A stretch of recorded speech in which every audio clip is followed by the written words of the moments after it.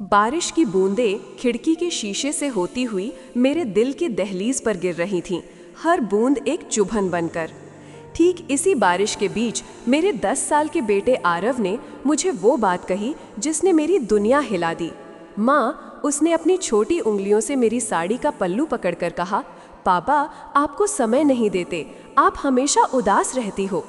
उसके मासूम शब्दों ने मेरे भीतर कुछ तोड़ दिया।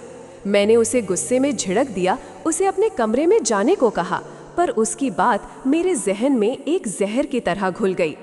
उस एक वाक्य ने मुझे एक ऐसी खोज पर मजबूर किया जिसने हमारे परिवार का सब कुछ बदल दिया। कुछ सच ऐसे होते हैं जो हमेशा के लिए गुप्त ही रह जाते हैं, और शायद यही नियति है। दीपिका स्टोरी में आपका स्वागत है, जहां हम आपको भावनाओं के ऐसे भंवर में ले जाते हैं जहां हर कहानी आपके दिल को छू जाती है। आज की हमारी कहानी सुनने के लिए मैं आपसे अनुरोध करती हूं कि अपने हेडफोन लगा लें और दुनिया की सारी चिंताएं भूलकर इस सफ़र में मेरे साथ जुड़ जाएं। और हाँ, अगर आपको हमारी कहानियाँ पसंद आती हैं तो चैनल को सब्सक्राइब करना न भूलें, ताकि आप हमारी किसी भी नई कहानी से वंचित न रहें। दिल्ली की सर्द शामें और गर्म दोपहरियाँ प्रिया की जिंदगी का हिस्सा बन चुकी थीं। शादी को 15 साल हो चुके थे और इन सालों में उसका प्यार, उसका समर्पण राहुल के लिए कभी कम नहीं हुआ था। राहुल, उसका पति, कभी एक संघर्षरत कलाकार था जिसके सपनों को प्रिया ने अपने प्यार और विश्वास से सींचा था। प्रिया को याद है कैसे उनके शुरुआती दिन थे जब राहुल अपनी पेंटिंग्स बेचकर आते और जो भी पैसे मिलते प्रिया के झोले में डालता, हाथों में रखते थे। वे दोनों घंटों एक दूसरे की आंखों में देखते रहते, भविष्य के सपने बुनते। एक छोटा सा कमरा, एक पुरानी स्कूटर और ढेर सारा प्यार, यही उनकी दुनिया थी। प्रिया ने अपने हाथों से राहुल के लिए चाय बनाई, उसके स्केच देखे, उसकी हर असफलता पर उसे ढांढस बंधाया। राहुल की हर जीत उसकी अपनी जीत थी। समय बदला, राहुल की मेहनत रंग लाई। उसकी एक छोटी सी विज्ञापन एजेंसी आज शहर की सबसे सफल कंपनियों में से एक थी। वो राहुल जिसे कभी 2 वक्त की रोटी के लिए संघर्ष करना पड़ता था, आज बड़े बड़े क्लाइंट से मिलता, मुंबई और बैंगलोर की उड़ानों पर घंटों बिताता। उनका घर बड़ा हो गया था, उनके पास हर ऐशो आराम था, लेकिन प्रिया के दिल में एक खालीपन घर कर गया था। राहुल अब भी प्यार करता था, वो जानती थी।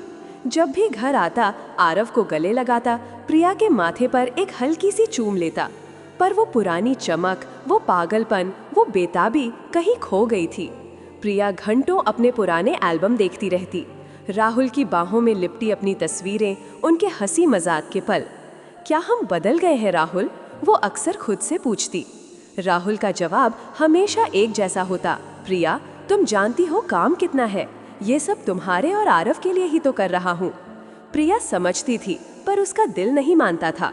उसे वो राहुल चाहिए था जो उसके बगल में बैठकर घंटों बातें करता था, न कि वो राहुल जो देर रात थका हारा आता और बिना कुछ कहे सो जाता। उसकी सहेली स्नेहा अक्सर उसे समझाती, प्रिया तुम क्यों इतनी परेशान होती हो? मर्द ऐसे ही होते हैं, जब कमाने लगते हैं तो घर बार भूल जाते हैं। कम से कम राहुल तुम्हें प्यार तो करता है, वफादार तो है। प्रिया स्नेहा की बात मान लेती, पर अंदर ही अंदर एक टीस उठती रहती। उसने राहुल को सरप्राइज देने की कोशिश की, कभी उसके पसंदीदा पकवान बनाए, कभी रोमांटिक डेट नाइट प्लान की, पर राहुल या तो ऑफिस में फंस जाता या थका होने का बहाना बना देता।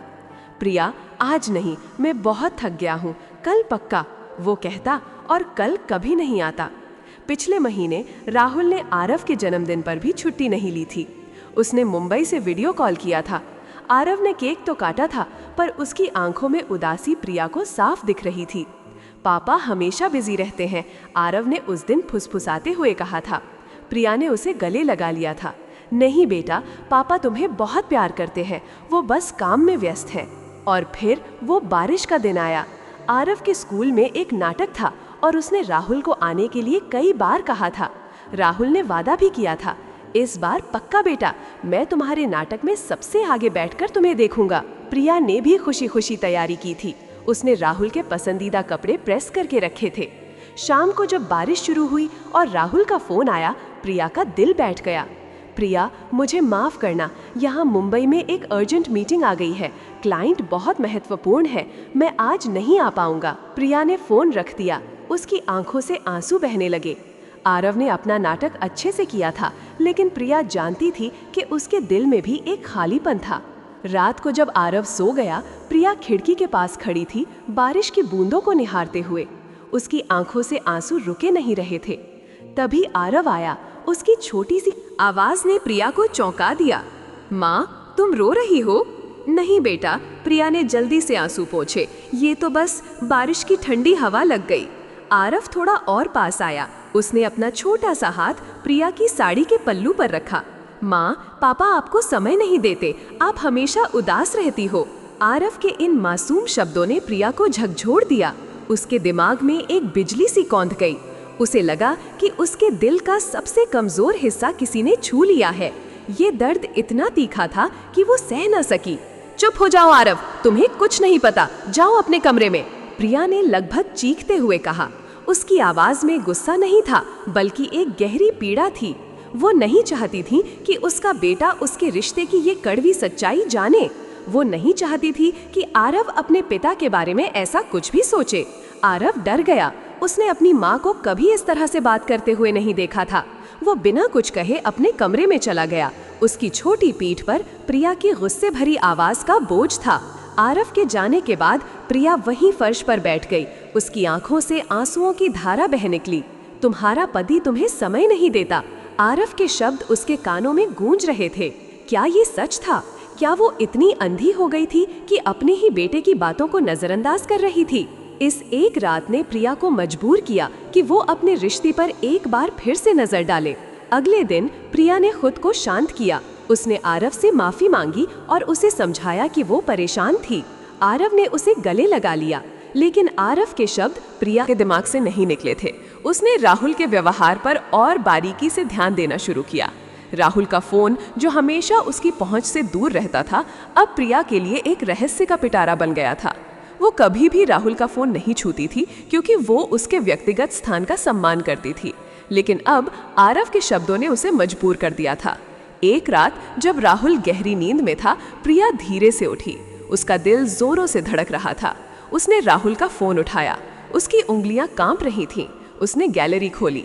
राहुल की तस्वीरें, मीटिंग्स की तस्वीरें, आरव की तस्वीरें, सब कुछ सामान्य था।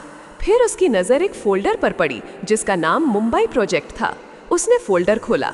इसमें कुछ बिल्डिंग्स के डिजाइन थे, कुछ क्लाइंट्स की तस्वीरें और फिर एक तस्वीर थी जिसने प्रिया की सांसें रोक दी। राहुल एक खूबसूरत महिला के साथ मुस्कुराते हुए खड़ा था। दोनों एक कैफे में बैठे थे, कप पकड़े हुए, और उनकी आंखों में एक अजीब सी चमक थी। महिला के बाल खुले थे और वो राहुल की तरफ झुकी हुई थी। तस्वीर में कोई अश्लीलता नहीं थी, लेकिन उस तस्वीर में जो सहजता और आत्मीयता थी, वो प्रिया ने राहुल के साथ सालों से महसूस नहीं की थी। प्रिया का दिल मुट्ठी में आ गया। उसके दिमाग में आरव के शब्द गूंजने लगे, पापा आपको समय नहीं देते। क्या राहुल उसे धोखा दे रहा था?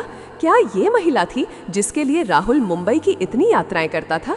ये खोज उसके परिवार का सब कुछ बदलने वाली थी। रात भर प्रिया सो नहीं पाई। उसकी आंखों के सामने वही तस्वीर घूमती रही। सुबह होते ही उसने स्नेहा को फोन किया और उसे अपने घर बुलाया।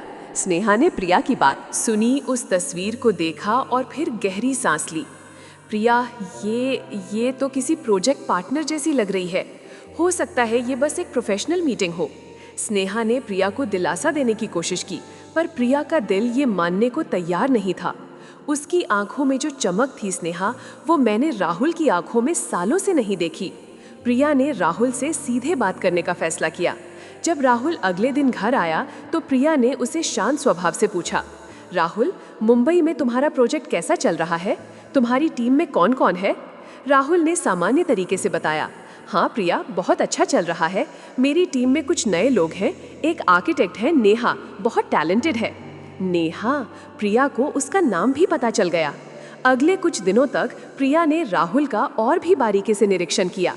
राहुल के फोन पर नेहा के मैसेज आने लगे देर रात तक। राहुल फोन को अपने से दूर नहीं रखता था। प्रिया ने कभी उन मैसेजेस को खोलने की कोशिश नहीं की, लेकिन उसके मन में शक का बीज अब एक पेड़ बन चुका था। एक दिन प्रिया राहुल की अलमारी ठीक कर रही थी। उसे एक छोटा सा बॉक्स मिला। उसने उसे खोला। उसमें एक सुंदर नाजुक चांदी की पायल थी, ऐसी पायल जो प्रिया को बहुत पसंद थी, पर राहुल ने उसे कभी नहीं दी थी। बॉक्स में एक छोटा सा नोट भी था जिस पर लिखा था, नेहा के लिए, मेरी प्रेरणा को, राहुल। उस नोट को पढ़कर प्रिया के हाथ से पायल छूट गई। ये सब कुछ स्पष्ट कर रहा था, राहुल उसे धोखा दे रहा था। उसके दिल में गुस्सा, दर्द और निराशा का एक सैलाब उमड़ पड़ा।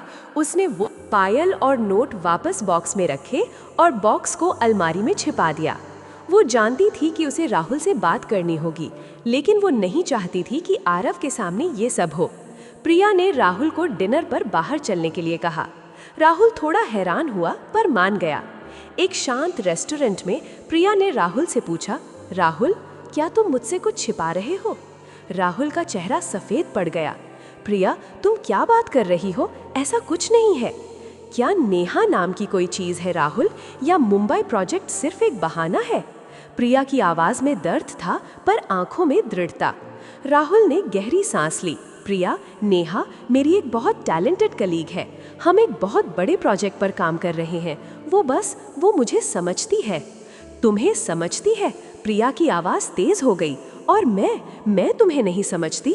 15 साल का हमारा रिश्ता, हमारा प्यार, हमारा आरव, ये सब क्या है राहुल? राहुल ने प्रिया का हाथ पकड़ने की कोशिश की, पर प्रिया ने अपना हाथ पीछे खींच लिया। वो पायल किसके लिए है राहुल? वो जो तुम्हारी अलमारी में है, नेहा के लिए, तुम्हारी प्रेरणा के लिए। राहुल की आंखें नीची हो गईं। उसने धीरे से कहा, प्रिया, मैं माफ़ी चाहता हूँ। मैं जानता हूँ मैंने तुम्हें नज़रअंदाज किया। मैं इस प्रोजेक्ट में इतना डूब गया था कि सब कुछ भूल गया। नेहा वो बस एक अच्छी दोस्त है, एक कलीग। हाँ, मैंने उसके लिए पायल ली थी क्योंकि उसने मुझे एक बहुत मुश्किल समय में प्रेरणा दी थी। पर प्रिया, मेरा प्यार, मेरा परिवार, मेरा सब कुछ तुम और आरव हो। प्रिया को राहुल के शब्दों पर विश्वास करना मुश्किल हो रहा था। उसके दिल में शक का कांटा चुभ रहा था। तो तुम उसे अपनी प्रेरणा मानते हो? और मैं तुम्हारे लिए क्या हूँ राहुल? एक घर संभालने वाली, तुम्हारे बच्चे की माँ? क्या मैं कभी तुम्हारी प्रेरणा नहीं रही? प्रिया की आंखों से आंसू बहने लगे। राहुल ने उठकर प्रिया के पास आने की कोशिश की, पर प्रिया ने उसे रोक दिया। नहीं राहुल, मुझे कुछ समय चाहिए, मुझे सोचने दो।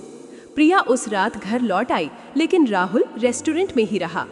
अगले कुछ दिन प्रिया के लिए किसी अग्नि परीक्षा से कम नहीं थे। आरव ने देखा कि उसकी माँ और पिता के बीच कुछ ठीक नहीं है। वो सहमा सहमा सा रहने लगा। प्रिया को आरव की उदासी देखी नहीं गई। उसने सोचा, क्या मैं अपने बेटे का घर तोड़ने जा रही हूँ? क्या मैं अपने 15 साल के रिश्ते को इस तरह खत्म कर दूँ? उसने स्नेहा से बात की। स्नेहा ने कहा, प्रिया, अगर राहुल ने सिर्फ पायल दी है और भावनात्मक रूप से जुड़ा है, तो शायद उसे एक मौका देना चाहिए। हर रिश्ते में गलतियां होती है। तुम जानती हो वो आरव को कितना प्यार करता है। प्रिया ने राहुल के अतीत को याद किया। कैसे उसने अपने संघर्ष के दिनों में सिर्फ प्रिया का साथ पारा था। कैसे उसने प्रिया को अपनी प्रेरणा माना था, अपने सपनों को पूरा करने के लिए। क्या राहुल वाकई इतना बदल गया था? एक शाम आरव स्कूल से आया। वो उदास था।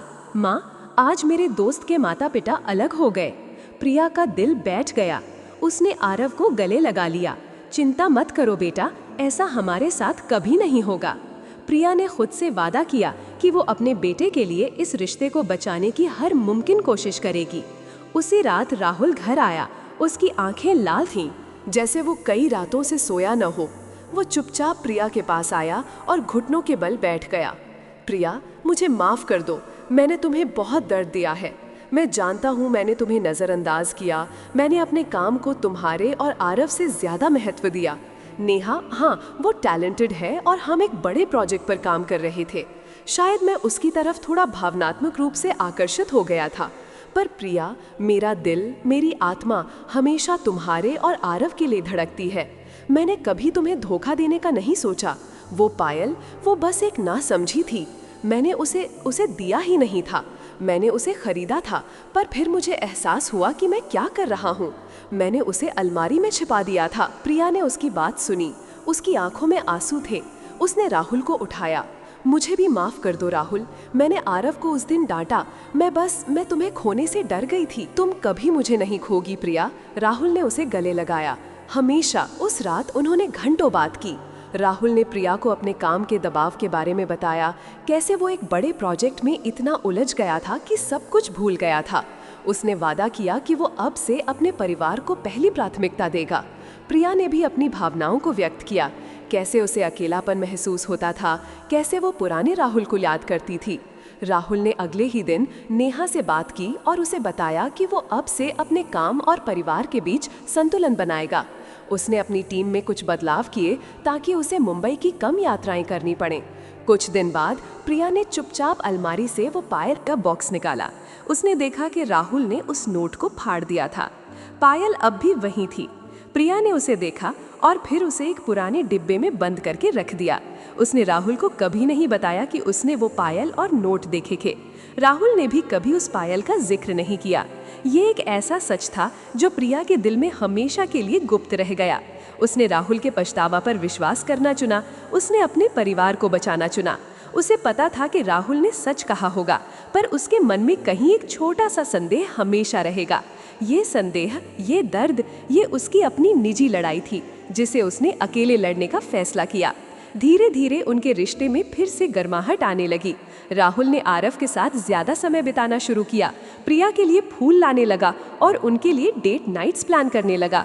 उसने अपनी हर गलती को सुधारने की पूरी कोशिश की। प्रिया ने भी उसे माफ कर दिया, पर वो पायल और वो नोट उनके बीच की उस गुप्त सच की निशानी बनकर हमेशा प्रिया के दिल में दबे रहे। उसने इस सच को कभी नहीं बताया क्योंकि उसे पता था कि कुछ सच भले ही कितने भी दर्दनाक क्यों ना हो, परिवार की शांति और रिश्ते की सलामती के लिए हमेशा के लिए गुप्त ही रह जाते हैं। ये कहानी हमें सिखाती है कि रिश्ते में विश्वास और समझदारी कितनी महत्वपूर्ण है और कुछ सच चाहे कितने भी कड़वे क्यों ना हो, कभी कभी बेहतर भविष्य के लिए दबा दिए जाते हैं। अगर आपको ये भावनात्मक कहानी पसंद आई हो तो कृपया इसे लाइक करें, अपने विचार कमेंट्स में साझा करें और दीपिका स्टोरी को सब्सक्राइब करना न भूलें ताकि हम आपके लिए ऐसी ही और दिल छू लेने वाली कहानियाँ लाते रहें। हम जल्द ही मिलेंगे एक नई कहानी के साथ। तब तक के लिए अपना ख्याल रखें और प्यार बांटते रहें।